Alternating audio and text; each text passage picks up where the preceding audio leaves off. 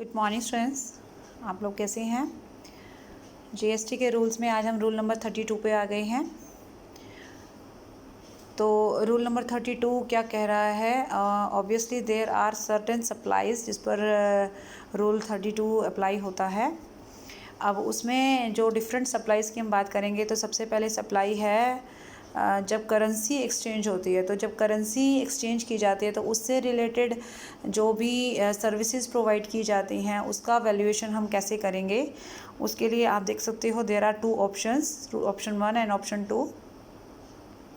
तो ऑप्शन 1 जो है कब अप्लाई होगा, ऑप्शन 1 अप्लाई करने के लिए भी हमें यहाँ पर देखना होगा देयर आर टू पार्ट्स, यानी ऑप्शन 1 के भी आगे दो पार्ट्स हैं। जब करेंसी एक्सचेंज हो रही है लेकिन वो इंडियन रुपीज़ में एक्सचेंज हो रही है या इंडियन रुपीज़ में कन्वर्ट हो रही है, यानी इंडियन रुपीज़ का इन्वॉल्वमेंट उस करेंसी के साथ है, तो हमें देखना है कि आरबीआई का रेफरेंस रेट अवेलेबल है या नहीं है, राइट। और अगर इंडियन रुपीज़ का कोई इन्वॉल्वमेंट नहीं है तो क्या होगा।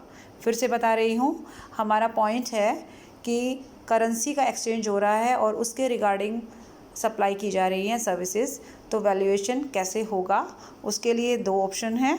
ऑप्शन 1 कहता है कि अगर तो करेंसी में इंडियन रुपीज़ का इन्वॉल्वमेंट है, यानी इंडियन रुपीज़ में या तो करेंसी कन्वर्ट हो रही है या इंडियन रुपीज़ से बदली जा रही है, तो वहाँ हमको देखना है कि आरबीआई का रेफरेंस रेट अवेलेबल है उस करेंसी के लिए या नहीं है। और अगर इंडियन रुपीज़ का इन्वॉल्वमेंट नहीं है तब क्या सीन होगा। तो सबसे पहले हम बात करेंगे अगर आरबीआई का रेफरेंस रेट अवेलेबल है तो आरबीआई का रेफरेंस रेट अगर हमारे पास अवेलेबल है तो हमें क्या करना है, हमें डिफरेंस देखना है दो रेट्स के बीच में।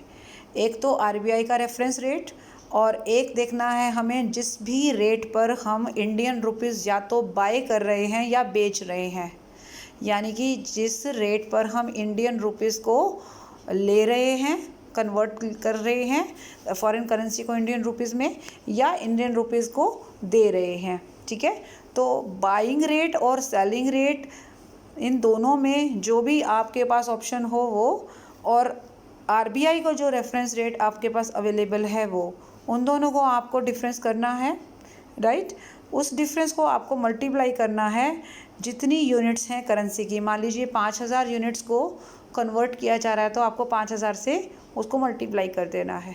तो क्या करना है आपको इसमें, आपके पास आप या तो इंडियन रुपीज़ ले रहे हैं या इंडियन रुपीज़ दे रहे हैं, ठीक है ना। तो आपको उस बाइंग या सेलिंग रेट को लेना है और माइनस करना है आपको आरबीआई का रेफरेंस रेट, यानी आपको डिफरेंस देखना है उन दोनों के बीच में और उसको मल्टीप्लाई करना है आपको टोटल यूनिट्स ऑफ करेंसी में, तो वही हमारा वैल्यूएशन ऑफ सर्विस आ जाएगा। ये तो हो गई जब आरबीआई का रेफरेंस रेट हमारे पास अवेलेबल है। अगर मान लीजिए रेफरेंस रेट अवेलेबल नहीं है तब हम क्या करेंगे, तब हमें ये करना है कि जो भी हमारी इंडियन रुपीज़, जैसे 1% हमको लेना है किस चीज़ का, ग्रॉस अमाउंट का इंडियन रुपीज़ के साथ जो भी हम इंडियन रुपीज़ या तो ले रहे हैं या दे रहे हैं, राइट। तो जितना अमाउंट का कन्वर्जन हो रहा है उसका 1% आपको ले लेना है, 1% of the gross amount of INR, यानी इंडियन रुपीज़ प्रोवाइडेड या रिसीव्ड। आप इंडियन रुपीज़ या तो प्रोवाइड कर रहे हो या आप रिसीव कर रहे हो, क्योंकि अब आपके पास डिफरेंस करने के लिए रेफरेंस रेट तो नहीं है ना, तो उस केस में आपको ग्रॉस अमाउंट का 1% लेना होगा, that will be your value of supply. तो ये तो हो गया जब आरबीआई का रेफरेंस रेट नहीं होगा। लेकिन आरबीआई का रेफरेंस रेट हम कब देखते हैं, जब हमें इंडियन रुपीज़ का इन्वॉल्वमेंट हमें पता लगा कि हम फॉरेन करेंसी को इंडियन रुपीज़ के साथ कन्वर्ट कर रहे हैं। अभी हम बात करें कि अगर इंडियन रुपीज़ का कन्वर्जन नहीं हो रहा है, हम दो डिफरेंट फॉरेन करेंसीज़ की अगर हम बात करते हैं, तो उस केस में क्या होगा, उस केस में हमने ये देखना है कि जो भी दोनों करेंसीज़, मान लीजिए दो डिफरेंट कंट्रीज़ की करेंसीज़ हैं, हम ये देखेंगे कि दोनों करेंसीज़ को अगर हम इंडियन रुपीज़ के साथ कन्वर्ट करते, राइट, अगर हम दोनों करेंसीज़ को अगर इंडियन रुपीज़ के साथ कन्वर्ट करते तो उनमें जो लेसर अमाउंट होता, जो उनमें मान लीजिए कम अमाउंट होता, उसका हम 1% लेते, वो हमारा यहाँ इस केस 2 में अप्लाई होता, ठीक है। तो ये हो गया हमारा केस 2, यानी फिर से एक बार चेक करेंगे। हम लोग बात कर रहे थे फॉरेन करेंसी के एक्सचेंज की, और उसमें जहाँ पर इंडियन रुपीज़ का इन्वॉल्वमेंट है देन आरबीआई का रेफरेंस रेट देखेंगे, नहीं है तो भी हमें आइडिया हो गया कि हम क्या करने वाले हैं। और अगर फॉरेन करेंसी ही है, इंडियन रुपीज़ का एक्सचेंज नहीं हो रहा फॉरेन करेंसी के साथ, तो भी हम ये कंफर्म हम इंडियन रुपीज़ का एक मान लेंगे कि अगर हम इंडियन रुपीज़ में कन्वर्ट करते तो उन दोनों करेंसीज़ का कम अमाउंट कौन सा होता उसका हम 1% ले लेंगे। ठीक है, ये तो हो गया ऑप्शन नंबर 1। अब ऑप्शन नंबर 2 पे आ जाते हैं।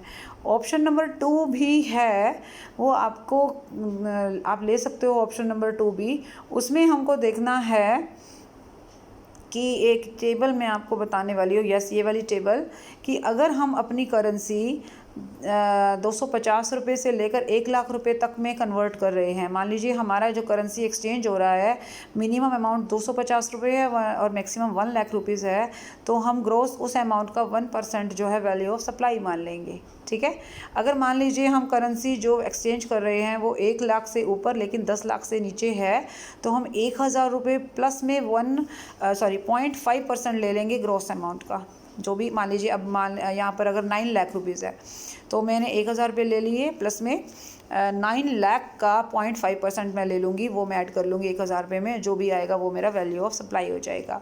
और अगर अमाउंट 10 लाख से ऊपर है तो 5500 रुपये यानी 5500 plus 0.1% of the gross amount. लेकिन मैक्सिमम अमाउंट की लिमिट है 60,000, इससे ज़्यादा नहीं हो सकता। ठीक है, इस टेबल के अकॉर्डिंगली आप ऑप्शन 2 भी चूज़ कर सकते हैं, वो आपको देखना है कि आपको क्या सूटेबल है। ये तो हो गया करेंसी एक्सचेंज का मामला। नंबर 2 जो डिफरेंट सप्लाईज़ में आ रहा है, उसमें एक है कि जो ऐसे पर्सन हैं जो आपको एयर टिकट्स प्रोवाइड करते हैं, जो एजेंट्स होते हैं, जो एयर ट्रैवल के लिए आपको टिकट्स प्रोवाइड करते हैं, वो जो आपको सर्विसेज दे रहे हैं, उनको जो उनकी सर्विसेज के लिए जो वैल्यूएशन होगा वो किस तरीके से होगा।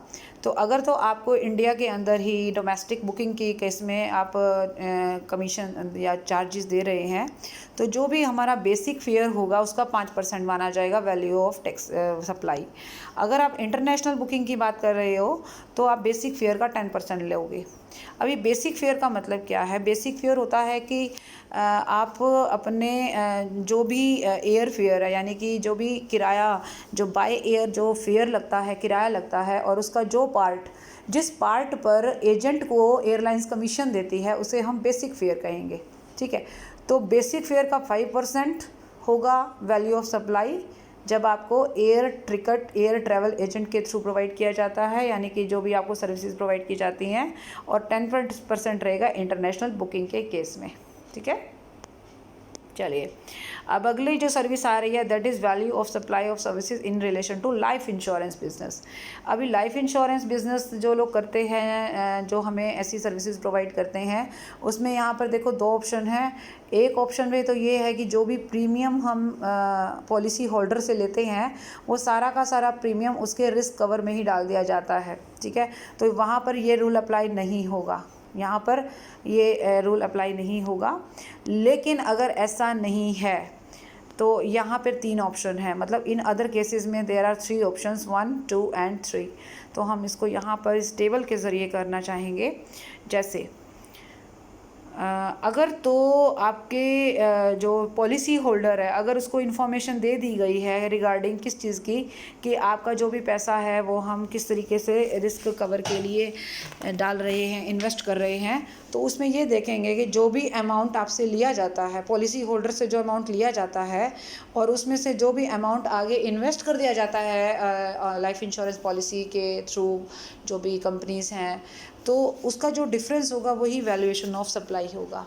ठीक है, फिर से बता रही हूँ, अगर knowledge of information regarding investment है, यहाँ पे एक पॉइंट आप देख सकते हो कि जो हमारा पॉलिसी होल्डर है, अगर ये इसकी नॉलेज में है, it is intimated to the policy holder at the time of supply of services, को बता दिया जाता है कि आपके प्रीमियम का इतना पैसा जो है इस जगह इन्वेस्ट किया जाएगा।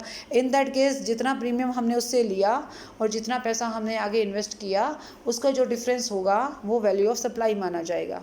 दूसरी बात, अगर सिंगल प्रीमियम एन्युटी पॉलिसी उसको प्रोवाइड की गई है, सिंगल प्रीमियम देना है उसको, तो उस केस में उसके प्रीमियम का 10% ही टैक्सेबल सप्लाई वैल्यू माना जाएगा। और किसी केस में अगर उसको फर्स्ट ईयर उसका जो उसने पहले साल जो प्रीमियम दिया है उसका 25% और आगे के जितने भी ईयर्स में वो प्रीमियम देता है उसका 12.5% जो होगा वो क्या होगा, वैल्यू ऑफ टैक्सेबल सप्लाई होगा। और कोई केस है तो मैंने आपको बता ही दिया, जहाँ पर सारा का सारा प्रीमियम जो है रिस्क कवर में यूज़ हो जाता है, यानी कुछ भी अलग से नहीं रखा जाता, तो यहाँ पर फिर कोई भी वैल्यू नहीं बचेगी टैक्सेबल सप्लाई के लिए। तो ये बात क्लियर हो गई हमारी लाइफ इंश्योरेंस पॉलिसीज़ के बारे में। अब हमारा नेक्स्ट पॉइंट आ रहा है value of supply in case of second hand goods. तो अगर कोई पर्सन सेकेंड हैंड गुड्स का बिजनेस करता है, ठीक है, और सेकेंड हैंड गुड्स का मतलब होता है जो यूज्ड गुड्स हैं या ऐसी गुड्स हैं जिसमें थोड़ा सा चेंज करके उसको बेचा जा रहा है और जिस पर पहले से कोई भी इनपुट टैक्स क्रेडिट नहीं लिया गया है, तो वो गुड्स जितने में बेची जाती हैं तो बाइंग और सेलिंग प्राइस का जो डिफरेंस है उसी पर जीएसटी चार्ज किया जाएगा, मतलब वही हमारी टैक्सेबल वैल्यू मानी जाएगी। जैसे एक एग्जांपल दिया गया है, एक पर्सन डील करता है सेकेंड हैंड कार्स में, यानी कि वो सेकेंड हैंड गाड़ियाँ बेचता है, तो वो एक कार ख़रीदता है 5 लाख में और उस पर कोई जीएसटी पे नहीं किया गया है, तो उसने इस कार को 6 लाख रुपए में बेच दिया है। तो अभी डिफरेंस कितना हुआ, 1 लाख रुपए। तो 1 लाख रुपए के ऊपर जीएसटी चार्ज किया जाएगा। तो ये हो गया सेकेंड हैंड गुड्स के बारे में। Now the last point is value of A token, voucher, coupon, stamp वगैरह। तो इस तरीके की कोई भी चीज़ें अगर हमें प्रोवाइड की जाती हैं और ये रिडीम होती है अगली बाइंग पर। आपने कई बार देखा होगा कि हम कहीं पे भी कई बार कुछ शॉपिंग करते हैं तो हमें कुछ कूपन्स दे दिए जाते हैं जो नेक्स्ट हमारी बाइंग या परचेजिंग पर हमें रिडीम करके दिए जाते हैं। तो जो वाउचर वगैरह का सर्विस हमें प्रोवाइड की जाती है उसका टैक्सेबल वैल्यू निकालने के लिए क्या तरीका है, तो उनकी जो मॉनिटरी वैल्यू है, मॉनिटरी वैल्यू ऑफ गुड्स और सर्विसेज और बोथ रिडीमेबल अगेंस्ट सच।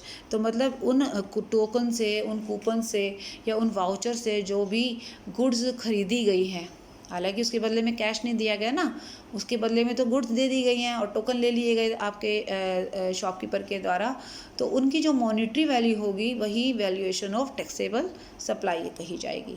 तो ये हो गया हमारा पॉइंट नंबर 5। तो इस तरीके से हमारा रूल नंबर 32 क्लियर होता है। इसके ज़रिए आपने बहुत सारी ऐसी सर्टेन सप्लाईज़ के बारे में देखा जो थोड़ा सा दूसरे तरह की सप्लाईज से डिफरेंट मानी जाती हैं। So that's all for this video and thank you so much. Bye bye, take care.